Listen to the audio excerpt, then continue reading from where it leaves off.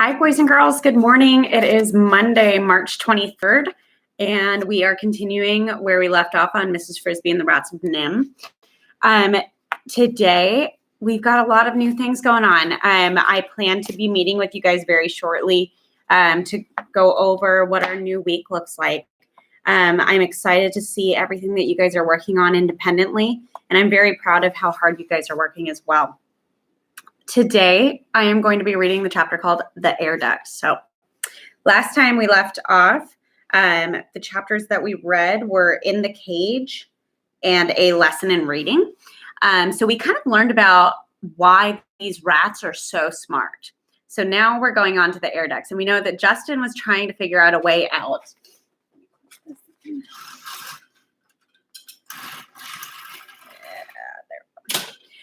So Justin was trying to find a way out.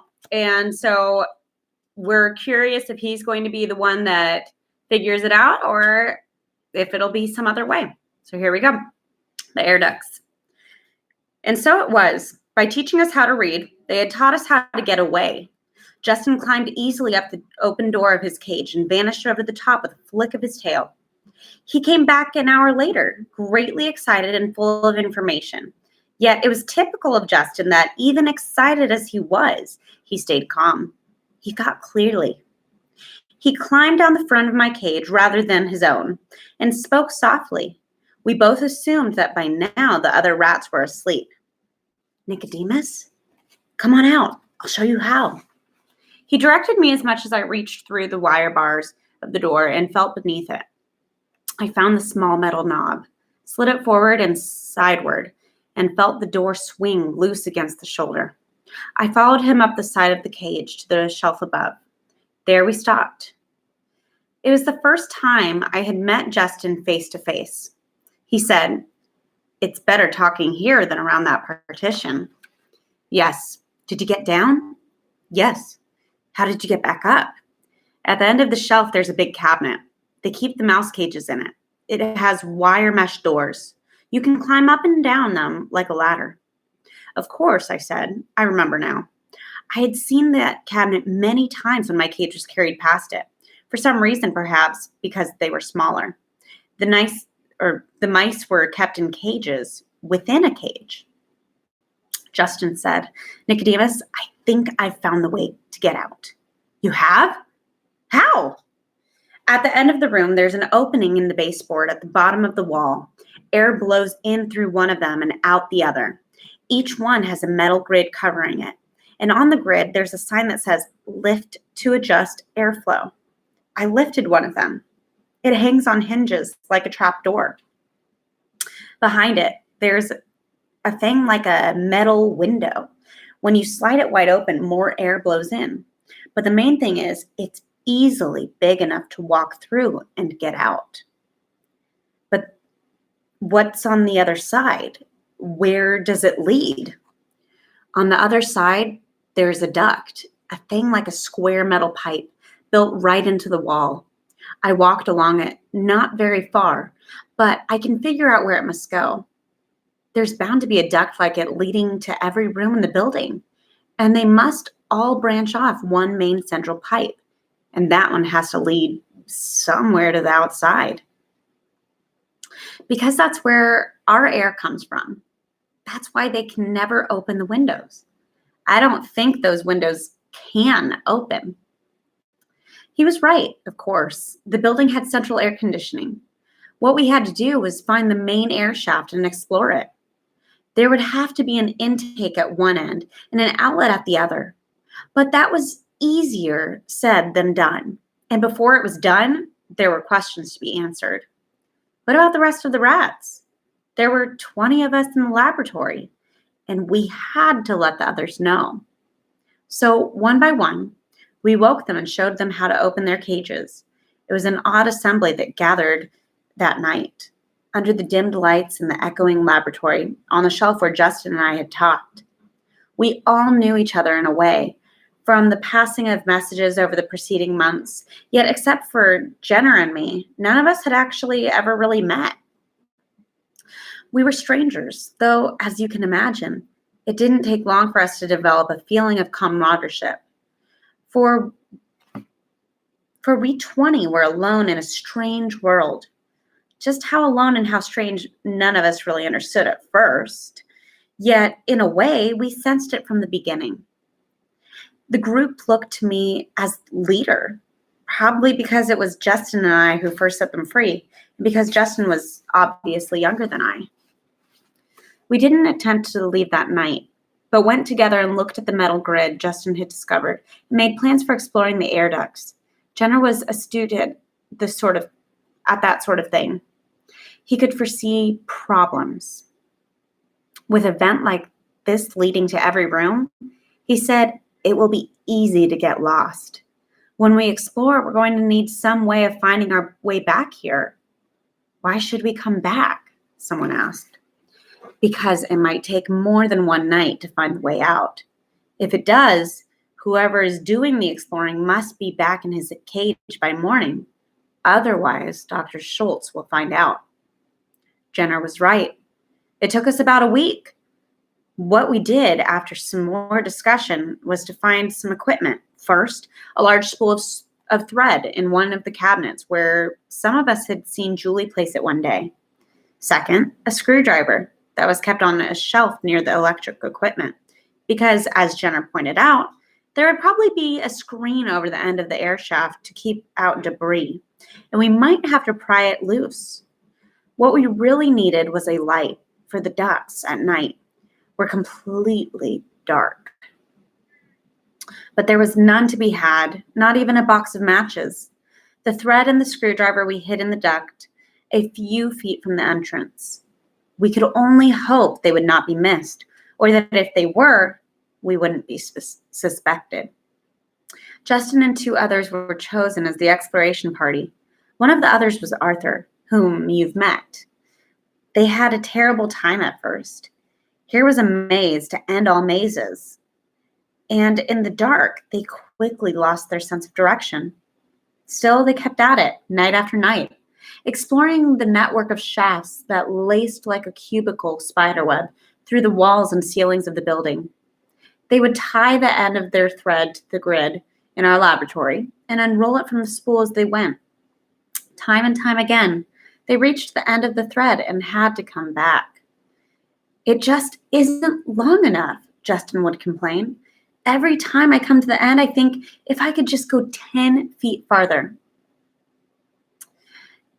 And finally, that's what he did. On the 7th night, just as the thread ran out, he and the other two reached a shaft that was wider than any they had found before. And it seemed as they walked along it to be slanting gently upward, but the spool was empty. You wait here, Justin said to the others. I'm going just a little way farther. Hang on to the spool, and if I call back.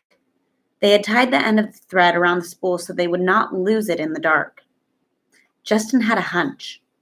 The air coming through the shaft had a fresher smell where they were, and seemed to be blowing harder than in the other shafts. I'm going to show you guys a picture real quick. You can kind of see the spool of thread on the ground, and it looks like they're in these shafts right now. There you go. Okay. Up ahead, he thought he could hear the whir of a machine running quietly, and there was a faint vibration in the metal under his feet. He went on. The shaft turned upward at a sharp angle. It was the open sky. Across the opening, there was, as Jenner had predicted, a coarse screen of heavy wire. He ran toward it for a few seconds longer and then stopped. The sound of the machine had grown suddenly louder, changing from a whir to a roar. It had obviously shifted speed. An automatic switch somewhere in the building had turned it from low to high, and the air blowing past Justin came out so hard it made him gasp. He braced his feet against the metal and held on. In a minute, as suddenly as it had roared, the machine returned to a whisper.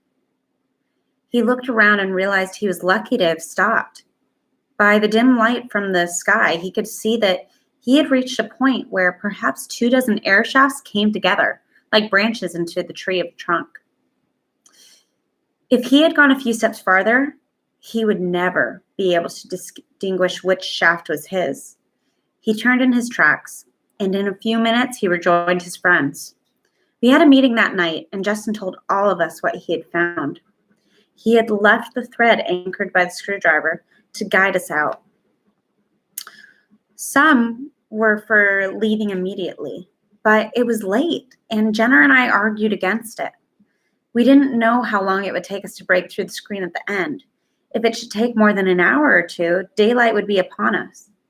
We would then be unable to risk returning to the lab and would have to spend the day in the shaft or try to get away by broad daylight. Dr. Schultz might even figure out how we had gone and trap us in the air shaft. Finally, reluctantly, everyone agreed to spend one more day in the laboratory and leave early the next night. But it was a hard decision. With freedom so near and everyone thinking as I did, suppose Dr. Schultz grew suspicious and put locks on our cages. Suppose someone found our thread and pulled it out. This was unlikely. The near end tied to the spool was 6 feet up the shaft, well hidden. Just the same, we were uneasy. Then, just as we were ending our meeting, a new complication arose. We had been standing in a rough circle on the floor of the laboratory, just outside the 2 screen doors that enclosed the mice cages. Now, from inside the cabinet came a voice. Who do we think this voice belongs to? Nicodemus. It was a clear but plaintive call, the voice of a mouse. We had almost forgotten the mice were there, and I was startled to hear that one of them knew my name. We all grew quiet. Who's calling me? I asked. My name is Jonathan, said the voice. We have been listening to your talk about going out. We would like to go too, but we can't open our cages. As you can imagine, this caused a certain consternation coming at the last minute. None of us knew about the mice, or knew much about the mice, except what we had heard Dr. Schultz dictate into his tape recorder. From that, we had learned only that they had been getting the same injections we were getting, and that the treatment had worked about as well as as on us. They were a sort of side experiment without a control group. Justin was studying the cabinet. Why not? He said. If we can get the doors open, someone muttered, they'll slow us down. No, said the mouse Jonathan, we will not. Only open our cages when you go, and we will make our own way. We won't even stay with you if you prefer. How many are you? I asked. Only 8. And the cabinet doors are easy to open. There's just a simple hook halfway up. But Justin and Arthur had already figured that out. They climbed up the screen, unhooked the hook, and the doors swung open. The cages open the same way as yours, said another mouse, but we can't reach far enough to unlatch them. All right, I said. Tomorrow night, as soon as Dr. Schultz and the others leave, we'll open your cages, and you can follow the thread with us to get out. After that, you're on your own. Agreed, said Jonathan, and thank you. And now, I said, we should all get back to the cages. Justin, please hook the doors again. I had latched myself into the cage and was getting ready for sleep when I heard a scratching noise on the door. And there was Jenner climbing down from above. Nicodemus, he said. Can I come in? Of course, but it's getting on toward morning. I won't stay long. He unlatched the door and entered. There's something we've got to decide. I know, I said. I've been thinking about it too. When we do get out, where are we going to go? I couldn't see Jenner's face in the dark of the cage, but I knew from his voice that he was worrying. I said, at first, I thought home, of course, but then, when I began remembering, I realized that won't work. We could find the way, I suppose, now that we can read, but if we did, what then? We wouldn't find anyone we know. And yet, Jenner said, that's not the real point. No? The real point is we don't know where to go because we don't know what we are. Do you want to go back to living in a sewer pipe and eating other people's garbage? Because that's what rats do. But the fact is, we aren't rats anymore. We're something Dr. Schultz has made, something new. Dr. Schultz says our intelligence has increased more than 1,000%. I suspect he's underestimated. I think we're probably as intelligent as he is, maybe more. We can read, and with a little practice, we'll be able to write too. I mean, to do both. I think we can learn to do anything we want. But where do we do it? Where does a group of civilized rats fit in? I don't know, I said. We're going to have to find out. It won't be easy. But even so, the first step must be to get out of here. We're lucky to have a chance, but it won't last. We're a jump ahead of Dr. Schultz. If he knew what we know, he wouldn't leave us alone in here another night. And he's sure to find out soon. Another thing to worry about, Jenner said. If we do get away, when he finds we're gone, won't he figure out how we did it? And won't he realize that we must have learned to read? Probably. And then what? What will happen when he announces that there's a group of civilized rats roaming loose? Rats that can read and think and figure things out. I said, let's wait until we're free before we worry about that. But Jenner was right. It was a thing to worry about, and maybe is still a thing to worry about. That could have happened and set them to thinking, but it didn't. And that night, an hour after Julie, George, and Dr. Schultz left the laboratory, we were out of our cages and gathered, the whole group of us, before the mouse cabinet. Justin opened its doors and latched their cages and let the mice out. They looked very small and frightened, but one strode bravely forward. You are Nicodemus? He said to me. I'm Jonathan. Thank you for taking us out with you. We're not out yet, I said, but you're welcome. We had no time for chatting. The light coming in the windows was turning gray. In less than an hour, it would be dark, and we would need light to figure out how to open the screen at the end of the shaft. We went to the opening in the baseboard. Justin, I said, take the lead. Roll up the thread as you go. I'll bring up in the rear. No noise. There's sure to be somebody awake somewhere in the building. We don't want them to hear us. I did not want to leave the thread where it might be found. The more I thought about it, the more I felt sure Dr. Schultz would try to track us down, for quite a few reasons. Justin lifted the grid, pushed open the sliding panel, and one by one, we went through. As I watched the others go ahead of me, I noticed for the first time that one of the mice was white. Then I went in myself and closing the grid behind me and pushing the panel half shut again, its normal position. With Justin leading the way, we moved through the dark passage quickly and easily. In only 15 or 20 minutes, we had reached the end of the thread. Then, as Justin had told us it would, the shaft widened. We could hear the whir of the machine ahead, and almost immediately we saw a square of gray daylight. We had reached the end of the shaft, and there a terrible thing happened. Justin, you will recall, had told us that the machine, the pump that pulled air through the shaft, had switched from low speed to high when he had first explored through there. So we were forewarned. The trouble was the forewarning was no use at all. Not so far as the mice were concerned. We were approaching the light of the square of the opening where the roar began. The blast of air came like a sudden whistling gale. It took my breath and flattened my ears against my head, and I closed my eyes instinctively. I was still in the rear, and when I opened my eyes again, I saw one of the mice sliding past me, clawing uselessly with his small nails at the smooth metal beneath him. Another followed him, and still another. As one by one, they were blown backward into the dark maze of the tunnels we had just left.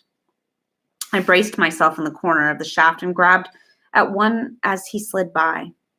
It was the white mouse. I caught him by one leg. I pulled him around behind me and held on. Another blew face on into the rat ahead of me and stopped there.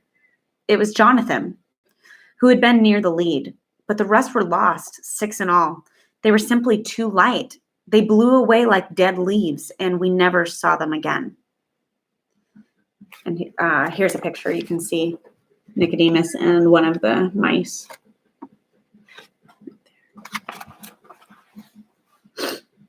I said to the white mouse, "You'd better hold on to me. That might happen again." He looked at me in dismay. "But what about the others? 6 are lost. I've got to go back and look for them." Jonathan quickly joined him. "I'll go with you." "No," I said. "That would be useless and foolish. You have no idea which shaft they were blown into, nor even if they all went the same way. And if you should find them, how would you find your way out again?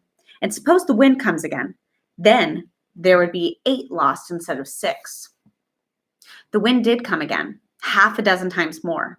While we braced ourselves behind them in case they should slip, and Justin, taking the thread with him as a guideline, went back to search for the other 6. He explored shaft after shaft to the end of the spool, calling softly as he went, but it was futile. To this day, we don't know what became of those 6 mice. They may have found their way out eventually, or they may have died in there. We left an opening on the screen for them just in case. The screen, it was heavy wire with holes about the size of an acorn, and it was set in a steel frame. We pried and hammered it at it with the screwdriver, but we couldn't move it. It was fastened on the outside. We couldn't see how. Finally, the white mouse had an idea. "Push the screwdriver through the wire near the bottom," he said, "and pry up." We did, and the wire bent a fraction of an inch. We did it again, prying down, then left, then right. The hole in the wire grew slowly bigger until the white mouse said, "I think that's enough." He climbed to the small opening, and by squirming and twisting, he got through. Jonathan followed him. They both fell out of sight, but in a minute, Jonathan's head came back in view on the outside. "It's a sliding bolt," he said. "We're working on it." Inside, we could hear the faint rasping of the 2 mice tugged on the bolt handle, working it back. Then the crack at the base of the screen widened. We pushed it open, and we were standing on the roof of Nihm, free. All right, boys and girls. So that was a pretty great chapter as far as like the action. That was called the Air Ducts. So we learned about how they know Jonathan, and there's this other white mouse, and we haven't gotten the name of that one yet. So I want you to make a prediction. Who do you think that might be? What do you think might become of Jenner, who we know kind of doesn't agree with this plan that the rats of Nihm are going through right now? Comment with what you think. Comment with your favorite part. I will see you guys soon. Have a great day. Keep learning.